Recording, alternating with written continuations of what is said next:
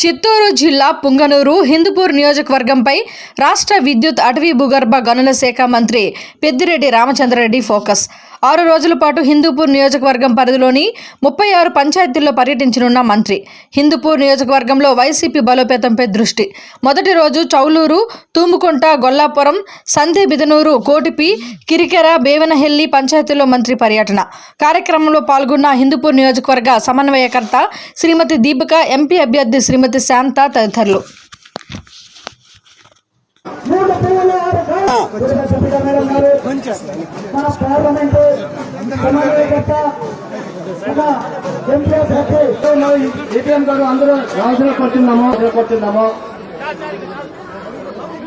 రెడ్డీశ్వర రెడ్డి గారు మన Hindupuram observer sir Reddeeswara Reddy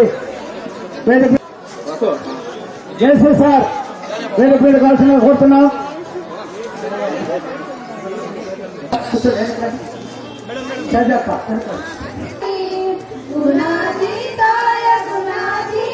పోరాడి ఇచ్చేసినందుకు మన యొక్క ఒకసారి అక్కకు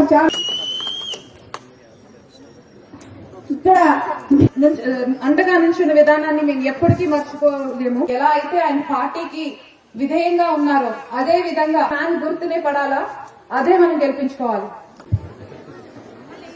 అందరికీ నమస్కారం. మొట్టమొదట అనుకోకుండా ఈ చౌలూరు గ్రామంలోనే మన సభ ప్రారంభమైంది.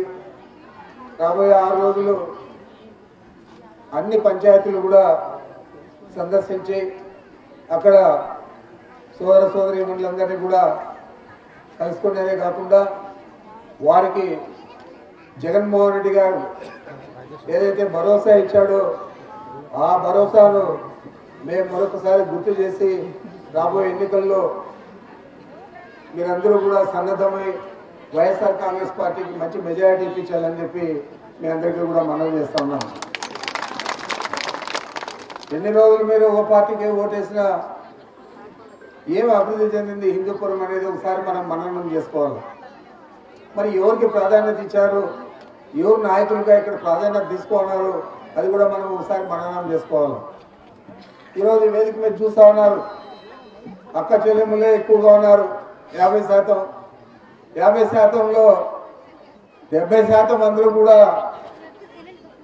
బీసీ మైనారిటీలు బీసీలకు చెందిన వారే ఉన్నారు. ఎప్పుడు కూడా జగన్మోహన్ రెడ్డి గారు చెప్తారు, నా బీసీలు, నా ఎస్సీలు, నా ఎస్టీలు, నా మైనారిటీలు అని చెప్పి. ఆ విధంగానే ఈరోజు ఒక మహిళ, బీసీ మహిళ పార్లమెంటుకు, ఇంకొక బీసీ మహిళ శాసనసభకు, ఇంకొక బీసీ మహిళ జడ్పీ చైర్పర్సన్, ఈ విధంగా మా గని సాబ్ కూడా బీసీ కిందే వస్తాడు. వారు మాజీ శాసనసభ్యులు. రాబోయే రోజుల్లో వారికి కూడా వైఎస్ఆర్ కాంగ్రెస్ పార్టీ అధికారంలోకి వస్తే నేను ఈ సభాముఖంగా చెప్తా ఉన్నాను, వారికి కూడా మంచి భవిష్యత్తు ఉంటుందని కూడా తెలియజేస్తా ఉన్నాను. మరి వీరందరికీ ప్రాధాన్యత ఇచ్చింది జగన్మోహన్ రెడ్డి గారు. గతంలో ఏ ముఖ్యమంత్రి కూడా నా బీసీ, నా ఎస్సీ, నా మైనారిటీ అని ఎప్పుడు కూడా చెప్పలేదు. ఈరోజు వారు పని కొట్టుకొని చెప్పేదే కాకుండా చేతల్లో కూడా చూపిస్తూ ఉండాలనే దానికి ఈ సభ, ఈ వేదిక నిదర్శనమని కూడా మీకు మనం చేస్తూ ఉన్నాను. బీసీలకు ప్రాధాన్యత ఇస్తూ ఉన్నారు, ఎస్సీలకు ప్రాధాన్యత ఇస్తూ ఉన్నారు, మైనార్టీలకు ప్రాధాన్యత ఇస్తూ ఉన్నారు, ఎస్టీలకు ప్రాధాన్యత ఇస్తూ ఉన్నారు. ఈ రాష్ట్రంలో ఎక్కువ ఈరోజు ఎస్టీ మహిళలు, ఎస్టీ సోదరులు అందరూ కూడా శాసనసభ్యులు మన పార్టీ నుంచే ఉన్నారు తప్ప తెలుగుదేశం పార్టీకి ఒక్క ఎస్టీ శాసనసభ్యులు కూడా లేడనేది కూడా మనం గుర్తుపెట్టుకోవాలి. గతంలో చూశారు, ఒక శాసనసభ్యులు కూడా మైనారిటీలను ఎన్నుకోలేదు తెలుగుదేశం పార్టీ. ఒక శాసనసభ్యుడు కూడా మంత్రి పదవి కూడా వేయలేదు. ఎన్నికల ముందు అదే పనిగా చంద్రబాబు నాయుడు కుట్రపూరితంగా ఒక ఎమ్మెల్సీని చేసి 3 నెలలకు ముందర మంత్రి పదవి ఇచ్చాడు మైనారిటీలను మోసం చేయడానికి కూడా తెలియజేస్తున్నాను. ఈరోజు ఆ పరిస్థితి లేదు. బాహటంగా చెప్తా ఉన్నాడు, బాహటంగా చేస్తూ ఉన్నాడు. మరీ ముఖ్యంగా మహిళలకు 50% రిజర్వేషన్ ఇచ్చేది కాకుండా ఈరోజు రాష్ట్ర వ్యాప్తంగా ఇందాక అన్ని పథకాల్లో కూడా మధుమతమ్మ గారు పేరున కూడా చెప్పడం జరిగింది. మనం ఈ మండలంలో కేవలం 14 పంచాయతీలు ఉన్నాయి. 14 పంచాయతీలకు 406,70,00,000 సంక్షేమ పథకాలు ఇచ్చామని కూడా మనం చేస్తా ఉన్నాను. మరి మన ఒక్క గ్రామంలోనే, చిన్న గ్రామం, మన గ్రామంలోనే 37,22,00,000 సంక్షేమ పథకాలకు ఇస్తే అభివృద్ధి కార్యక్రమాలకు కూడా 3,53,00,000 కలిసి 40 కోట్ల చిల్లర మనం ఈ గ్రామంలోనే ఖర్చు చేస్తామంటే ప్రతి కుటుంబం కూడా ఆర్థికంగా ఈరోజు ముందుకు వచ్చిందా లేదా, మీ అందరి కుటుంబాలు కూడా ఆర్థికంగా బాగున్నాయా లేదా, జగన్మోహన్ రెడ్డి గారు ఎన్నికల ముందు చెప్పిన హామీలన్నీ నెరవేర్చాడా లేదా అని మనం అందరూ కూడా బేరీజ్ చేసుకోవాలని చెప్పి మీకు మనవి చేస్తా ఉన్నాను. ఆ రోజు చంద్రబాబు నాయుడు చెప్పాడు 2014లో, నేను మహిళా సంఘాల రుణాలన్నీ మాఫీ చేస్తాను, నేను రైతుల రుణాలన్నీ మాఫీ చేస్తాను, యువకులకంతా ఇంటికి ఒక ఉద్యోగం ఇస్తానని చెప్పి ఆ రోజు చెప్పాడు. మరి జరిగిందా అని అడుగుతా ఉన్నాను. జరిగింటే ఈరోజు ఆసరా పేరు మీద దాదాపు 27,000 కోట్ల రూపాయలు వడ్డీతో కలిపి ఈరోజు మనం 4 విడతలు చెల్లిస్తా ఉన్నాం. 4వ విడత ఈ నెలలో కూడా చెల్లిస్తా ఉన్నాం అనేది ఇప్పటికే జగన్మోహన్ రెడ్డి గారు ఆ తేదీ కూడా పలానా తేదీలు ఇస్తామని కూడా చెప్పడం జరిగింది. మరి అదేవిధంగా మహిళలకంతా కూడా ఎన్నికల ముందు చెప్పాం 2,250 నుంచి 3,000 దాకా తీసుకెళ్తాము.